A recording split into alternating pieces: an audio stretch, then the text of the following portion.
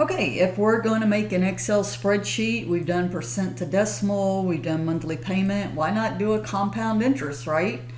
And so what I need to do is just set up my information, and then I'll have a formula that all I have to do is change these values.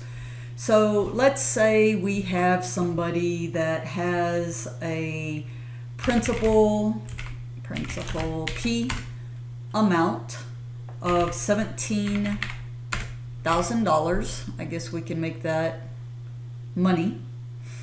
And then here we have a rate, which is my R, which is 8%. And as I've mentioned in other videos, you can add some decimal places, okay, if needed.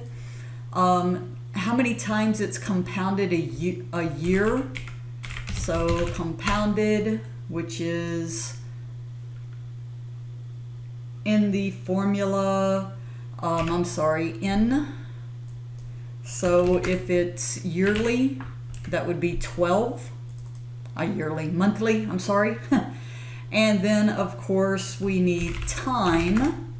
So the actual time, and in this one, we're gonna make it 21 years. All right, so it looks like I have everything needed for this formula. So what I want to do is, this person is investing $17,000 at an interest rate of 8% compounded monthly. Okay, so 12 times a year. How much at the end of 21 years, okay, will this individual have? So that's what we're trying to find, is the amount. So here's the part, and I'll highlight this cell because you're not going to change it, where you simply look at the formula here below. So equals P times, open parentheses, 1 plus R divided by N, close parentheses, raised to, open parentheses, N times T. Now, Excel has a lot of this stuff already built in for you. I'm going to go ahead and hit enter. So of course that gives me my amount.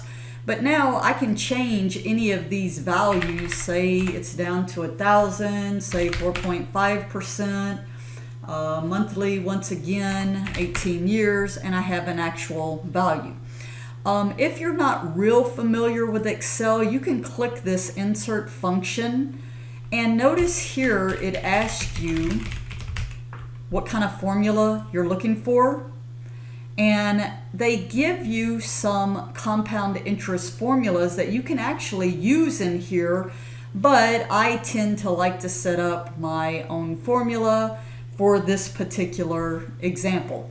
And then once again, like I said, now you have values that you can change to be able to get your final answer.